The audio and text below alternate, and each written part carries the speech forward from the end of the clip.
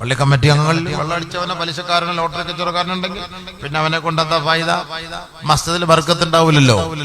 നിസ്കാരം ഇല്ലാത്തവൻ മസ്ജിദിൽ വന്നാൽ നിസ്കാരം ഇല്ലാത്തവൻ ശാഫി മദ്ഹബ് അനുസരിച്ച് മന്ദറക്ക സലാത്ത അത് കഫറാവും മുശ്രിക്കാണെന്നാണ്.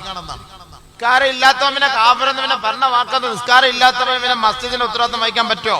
ആരാ മസ്ജിദിന്റെ ഉത്തരവാദിത്തം വഹിക്കേണ്ടത്? ആരാണ്?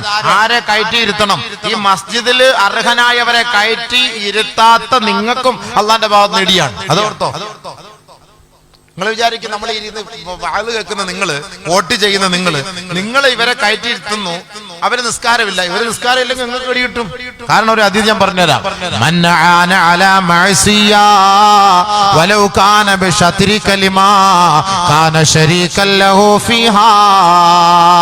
നിങ്ങളൊരു വോട്ട് ചെയ്തിട്ടാണ് ഒരു നമസ്കാരമില്ലാത്ത താരിഖ് സ്വലാത്തിനെ, ഒരു അയോഗ്യനായ ഒരു വ്യക്തിയെ സ്വാധീനത്തിന്റെ പേരിൽ നിങ്ങൾ പള്ളിയുടെ കമ്മിറ്റിയിലേക്ക് കയറ്റിയതെങ്കിൽ എന്റെ സഹോദര, അവൻ ചെയ്യുന്ന ഓരോ തെറ്റുകൾക്കും നിന്റെ ATM-ലും ഓരോ നാണയം വീണുകൊണ്ടിരിക്കും.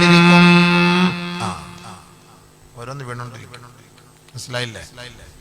ഓരോന്ന് വീണുകൊണ്ടിരിക്കും. നീയാണ് അവനെ കയറ്റിവിട്ടത്. എന്തിനു കയറ്റിവിട്ടത്? ഒരൊറ്റ വാക്ക് മതി.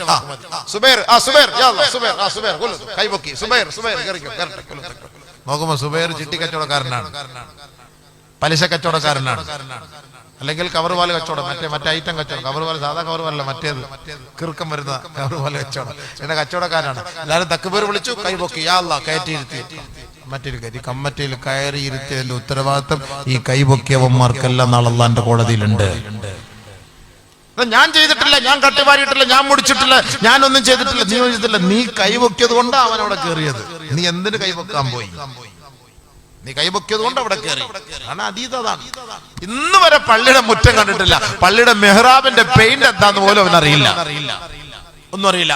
അവൻ കയറി വരും പള്ളിയിൽ സംസാരിക്കാൻ. അവനായിരിക്കും പൊതുവായ കാര്യങ്ങൾ ചർച്ച ചെയ്യുന്നത്, ഈ സമൂഹത്തിന്റെ കാര്യങ്ങൾ മുഴുവൻ ചർച്ച. അപ്പൊ ചില നിനക്കെന്തടാ അവകാശം? നിസ്കരിക്കാത്ത നിനക്കെന്തടാ അവകാശം? നീ വരെ ഇന്ന് വരെ പള്ളി കണ്ടിട്ടുണ്ടാ? അപ്പൊ ചോദിക്കും, എന്റെ വാപ്പാടെ വകയാണോടാ പള്ളി, എന്റെ വാപ്പ ഇതിനാ തങ്ങവാടാ. ഇവൻ അങ്ങോട്ട് തുടങ്ങും, തിരിച്ചങ്ങോട്ട്, ഇങ്ങോട്ട്, അങ്ങോട്ട്. എന്തായി സംഭവം? നബിയുനാ റസൂലുള്ളാഹി തങ്ങൾ പറഞ്ഞു, ആ ഒരു കാലം അടിപിടി കടിപിടി അങ്ങനെ ഒരു കാലം വന്നാൽ അത് വഞ്ചനയുടെ കാലമായിരിക്കും. അന്ന് മസ്ജിദിൽ ശബ്ദങ്ങൾ ഉയർന്നു കേൾക്കാം. അതുകൊണ്ട് നബി തങ്ങൾ പറഞ്ഞു, വാൾപ്പയറ്റ് മസ്ജിദിനകത്ത് ഉണ്ടാകാൻ പാടില്ല എന്ന്. അറിയാലോ നബി തങ്ങൾക്ക് 21-ാം നൂറ്റാണ്ടിൽ പള്ളിക്കകത്ത് കസേരയ്ക്ക് വേണ്ടി വാൾപ്പയറ്റ് ഉണ്ടാകുന്നു നബി തങ്ങൾക്ക് അറിയാലോ. അതുകൊണ്ടല്ലേ അങ്ങനെ പറഞ്ഞത്. ഒരു കാര്യം ഓർത്തോ, അള്ളാന്റെ റസൂല് നമ്മളെ പഠിപ്പിച്ചിട്ടുണ്ട്, മസ്ജിദ് പരിപാലിക്കുന്നവർ ഒന്നുകിൽ പ്രവാചകന്മാരുടെ കൂലിയുള്ളവരായിരിക്കും. ഇബ്രാഹിം നബി പരിശുദ്ധമായ കഅബ പണിത് പൂർത്തിയാക്കിയിട്ട് ആ കഅബയിലേക്ക് നോക്കി ദുആ ചെയ്തില്ലേ?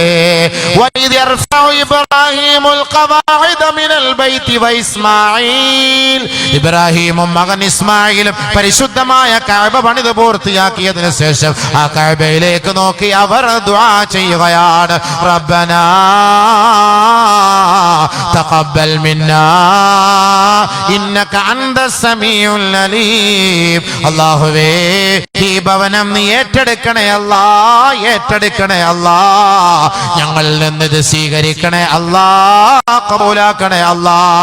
ഇന്നേ വരെ നമ്മുടെ മഹല്ലുകളിൽ സ്ഥാനം പിടിച്ച ഏതെങ്കിലും കമ്മിറ്റി അംഗങ്ങൾ അവർ കമ്മിറ്റിയുടെ ഉത്തരവാദിത്തം ഏറ്റെടുത്തു, റബ്ബേ നിന്റെ പള്ളിയാണ്, നിന്റെ മസ്ജിദാണ്, നിന്റെ വീടാണ്, എനിക്കിതിൽ കയറിയിരിക്കാൻ ഒരു യോഗ്യതയുമില്ല, അർഹതയുമില്ല, പക്ഷേ ഈ ജനങ്ങൾ എന്നെ ഈ കസേര ഏൽപ്പിക്കുകയായി അല്ലാ, അതുകൊണ്ട് ഞാൻ നിന്റെ ദർബാറിൽ മുട്ടുകുത്തി വീഴുകയാണ്, ഞാൻ എന്റെ നെറ്റിത്തടം സമർപ്പിക്കുകയാണ്. പടച്ചവനേ, ഇത് നീ സ്വീകരിക്കണേ അല്ലാ, സ്വീകരിക്കണേ അല്ലാ, എന്നെ നീ സഹായിക്കണേ അല്ലാ, ഈ പണി നിന്റെ പൊരുത്തത്തോടു കൂടി പൂർത്തിയാക്കാൻ എന്നെ നീ സഹായിക്കണേ എന്ന് ഏതെങ്കിലും ഒരു ഭാരവാഹി ദുആ ചെയ്തിട്ടുണ്ടോ?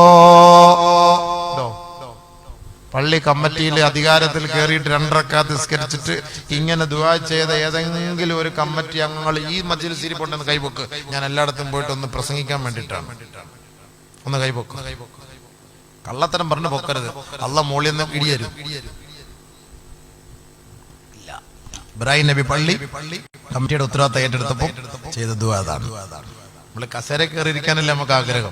ദുആ ചെയ്യണ്ടേ? അല്ലാഹ് നിന്റെ ഉത്തരവാദിത്തം 2 വർഷം എന്നെ ഏൽപ്പിച്ചു, എനിക്ക് ഇനി ഉറക്കമില്ലാത്ത ദിവസങ്ങളാണ് പടച്ചവനെ. എന്തെങ്കിലും ഒരു ബൾബ് പീസായി പോയാല്, ബാത്റൂമിന്റെ കുറ്റി പോയാല് പടച്ചവൻ നീ എന്നോട് ചോദിക്കുമല്ലോ പടച്ചവനെ.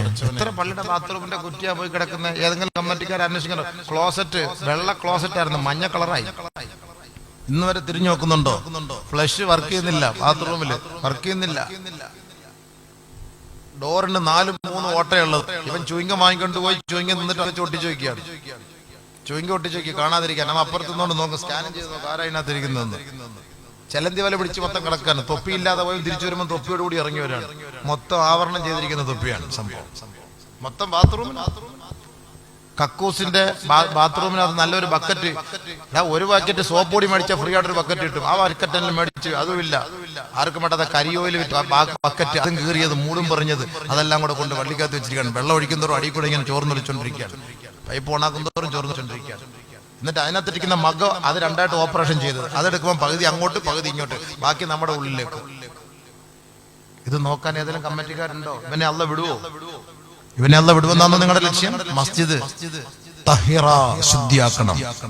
പ്രസിഡന്റ് പോയിട്ട് ക്ലോസറ്റ് കഴിവ്, സെക്രട്ടറി പോയിട്ട് ക്ലോസറ്റ് കഴിവ്, 21 കമ്മിറ്റി അംഗങ്ങൾ പോയിട്ട് ബാത്റൂം കഴുകി കാണിച്ചു കൊടു മാതൃക. അല്ല കറക്കാശേരി ഇരുന്ന് കറങ്ങിട്ട് ലിസ്റ്റ് എടുത്തിട്ടുണ്ടല്ലോ, നാളെ മൂലത്തിൽ അള്ളാഹു കമ്പി കയറ്റും. മൂലത്തി കമ്പിയേറ്റും. വെറുതെ പറഞ്ഞല്ല.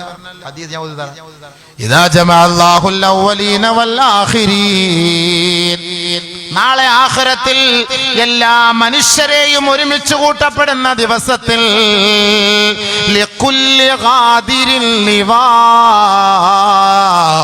യൗമൽ ഖിയാമ,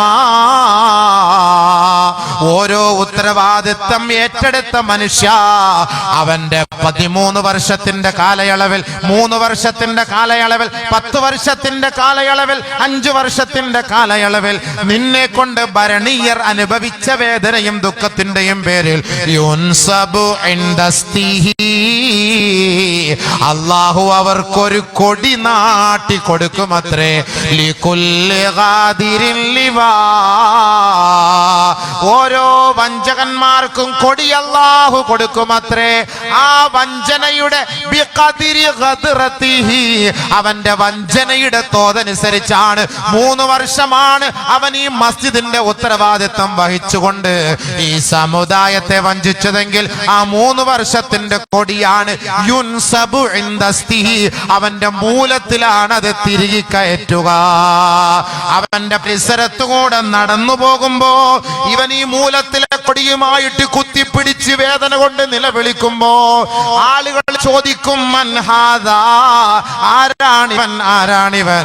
ഫയുഖാലു, പറയപ്പെടും, ഹാദാ ഖദ്റത്തു ഫുലാൻ ഇബ്നു ഫുലാൻ, ഇന്ന പള്ളിയിലെ പൈസ അടിച്ചു മാറ്റിയവനാണ്, ഇന്ന മക്ബറയിലെ പൈസ അടിച്ചു മാറ്റിയവനാണ്, ഇന്ന മദ്രസയിലെ പൈസ അടിച്ചു മാറ്റിയവനാണ്, ഇന്ന ഉസ്താദിന്റെ പണം അടിച്ചു മാറ്റിയവനാണ്, ഇന്ന പൊതു ഖജനാവിലെ പണം അടിച്ചു മാറ്റിയവനാ എന്ന് അവന്റെ മുന്നിൽ ജനങ്ങൾ പറഞ്ഞുകൊണ്ട് അവനെ പരിഹസിച്ചു കൊണ്ടുപോകുമത്രേ. നടന്നു നൂരാൻ പറ്റൂല. ഭയങ്കരമായിട്ട് പൈപ്പ് അള്ള കയറ്റി വിടുന്നത്. നൂരാൻ പറ്റൂല സാധനം. ഫോനിച്ച് വൃത്തി അങ്ങോട്ട് കയറ്റി വിട്ടുകൊടുക്കും. യുൻസബു ഇൻദസ്തിഹി, അവന്റെ മൂലത്തിൽ കയറ്റുന്ന അതീത അല്ലേ? വെറുതെ ആന്നോ? കർക്കസര കുറച്ച് നാള് നല്ല കുഷ്യൻ സീറ്റ് ഇരുന്നല്ലേ? കേറട്ടെ കേറട്ടെ അല്ല, ഇരുന്ന് സൂചിച്ചല്ലേ? ചിന്തിച്ചിട്ടുണ്ടോ മസ്ജിദിന്റെ കാര്യം? ചെലന്തിവല പിടിച്ചെടുക്കുന്നു. ആ കാർപ്പറ്റ് സുജൂദി പോകുന്നവൻ മൊത്തം അലർജിയായിട്ട് എഴുന്നേക്കുന്നത്. ഒരു കുഴപ്പമില്ലാത്ത സുജൂദിന് എഴുന്നേക്കുമ്പോ അള്ളാഹു അവിടെ തൂറി ഇവിടെയും തൂറി ആകെ നശിച്ച്. ഒരു വാക്വം ക്ലീനർ വാങ്ങിച്ചു കൊടുത്തൂടെ? ബൾബ് കത്താൻ എത്ര ദിവസമായി? ആ ക്ലോക്ക് ഓരോ പള്ളിയിലും പോയി ക്ലോക്ക് നോക്കുക അബീവേ, എപ്പോഴും 11:25 ഉള്ളത്. ഒരു സമയത്ത് കൃത്യസമയമില്ല അതിനകത്ത്. എപ്പോ നോക്കിയാലും ഒരു ബാറ്ററി വാങ്ങിയിടാൻ നിന്നെ കൊണ്ടാകുന്നില്ല. പിന്നെ ഇയാൾ എന്നാത്തിനാ അതിനകത്ത് കയറി ഇരിക്കുന്നത്? എന്തിനാ ഈ കമ്മിറ്റിയുടെ ഉത്തരവാദിത്തം? എന്തിനാ നിങ്ങൾ മഹലിൽ കെട്ടി ഇതിന് കടിപിടി കൂടുന്ന? എന്തിനാ? പൈസ അടിച്ചു മാറ്റാൻ. അല്ല പിന്നെ വരന്ത് റോളിംഗ് ഈ 3 വർഷം കൊണ്ട് റോളിംഗ് നടക്കും. ഓർത്തോ, പള്ളിയിൽ ഖിദ്മത്ത് ചെയ്യുക എന്ന് പറഞ്ഞാൽ ഈമാനിക പവർ വേണം. ഈമാനിക പവർ ഇല്ലാത്തവൻ പള്ളിയിലെ ഖിദ്മത്ത് ചെയ്യാൻ പാടില്ല, പള്ളിയുടെ ഉത്തരവാദിത്തം വഹിക്കാൻ പാടില്ല. പള്ളിയിലെ ഇമാറത്തുൽ മസ്ജിദ്, പള്ളിയുടെ ഭരണത്തെക്കാളും നിങ്ങൾ ഇനി നാട്ടുകാർക്ക് ചാപ്പാട് കൊടുക്കുന്നവരാണ്. കമ്മിറ്റി ഞങ്ങൾ കഞ്ഞി വെച്ച് കൊടുക്കുന്നവരാണ്, സമൂസ കൊടുക്കുന്നവരാണ്, ഞങ്ങൾ നോമ്പ് കഞ്ഞി കൊടുക്കുന്നവരാണ്, നോമ്പ് തുറപ്പിക്കുന്നവരാണ്. ഇതൊന്നും പറഞ്ഞിട്ട് കാര്യമില്ല. ഇതിനേക്കാൾ ശ്രേഷ്ഠമാണ് ആദ്യം ഈമാൻ. അല്ലാഹയെ വിശ്വസിക്കണം, ആഖിറത്തെ വിശ്വസിക്കണം, ആ ഖബറിനെ വിശ്വസിക്കണം, നാളെ ഇതിനെക്കുറിച്ച് ചോദ്യമുണ്ടാകുമെന്ന് വിശ്വസിക്കണം. അങ്ങനെ വിശ്വാസമുള്ളവനായിരിക്കണം പള്ളിയുടെ ഉത്തരവാദിത്തം ഏറ്റെടുക്കേണ്ടത്. അല്ലാതെ ഞങ്ങൾ കുറെ സദഖകൾ ചെയ്യുന്നവരാണ്, നിസ്കരിക്കാൻ പറയുന്നവർക്ക് സൗകര്യങ്ങൾ ചെയ്തു കൊടുക്കുന്നവരാണ്, ഞങ്ങൾ നോമ്പ് തുറക്കാൻ പറയുന്നവർക്ക് കഞ്ഞി വെച്ചു കൊടുക്കുന്നവരാണ്, ഇറച്ചിച്ചോറ് വെച്ചു കൊടുക്കുന്നവരാണ്, എല്ലും കപ്പയും വെച്ചു കൊടുക്കുന്നവരാണ്, പൊറോട്ടി ഉണ്ടാക്കി കൊടുക്കുന്നവരാണ്. നോ, ഇതൊന്നും പറഞ്ഞിട്ട് കാര്യമില്ല. ഒരു ആയത്ത് കേട്ടോ. أجعلتم سقاية الحاج وعمارة المسجد الحرام كمن آمن بالله واليوم الآخر وجاهد في سبيل الله لا يستوون عند الله والله لا يهدي القوم الظالمين أجعلتم سقاية الحاج وعمارة المسجد الحرام ഹാജിമാർക്ക് സംസം വെള്ളം ഒഴിച്ചു കൊടുക്കലും ഹാജിമാർക്ക് വെള്ളം കുടിപ്പിക്കലും പരിശുദ്ധമായ മസ്ജിദുൽ ഹറമൈനി ഷരീഫൈനി പരിപാലിക്കലും കമൻ ഒരുവനെ പോലെയാണോ ആമന ബില്ലാഹ് വൽ യൗമിൽ ആഖിർ വജാഹദ ഫീ സബീലില്ലാഹ്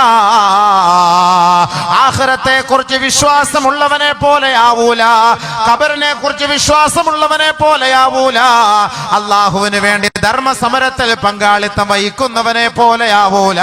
ഞാൻ പള്ളിയിൽ 13 വർഷം ഞാൻ കമ്മിറ്റി മെമ്പറായിരുന്നു എന്ന് പറഞ്ഞിട്ട് നാളെ അഭിമാനിക്കാൻ ഒരു വകയുമില്ല സഹോദരാ.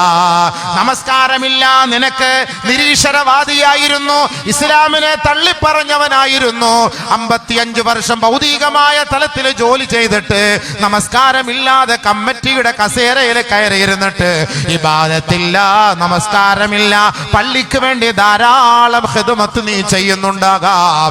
കമൻ ആമന ബില്ലാഹ്, നമസ്കാരമുള്ള ഈമാനുള്ള ഒരു വ്യക്തിയെ പോലെ നീ ആവില്ല പ്രസിഡന്റ്, നീ ആവില്ല ഖജാൻജിയെ, നീ ആവില്ല സെക്രട്ടറിയെ. അല്ലാഹുവിനെ വിശ്വസിക്കുകയും ആഖിറത്തെ ഭയപ്പെടുകയും ചെയ്യുന്ന ഒരു വ്യക്തിക്ക് മാത്രമേ ഈ മസ്ജിദിന്റെ കസേരയിൽ കയറിയിരിക്കാൻ അനുവാദമുള്ളൂ. ഇല്ല എങ്കിൽ നാളെ നരകത്തിന്റെ തീ പൊരിയാലുള്ള കസേരയിൽ അല്ലാഹു നിന്നെ കൊണ്ടിരുത്തും.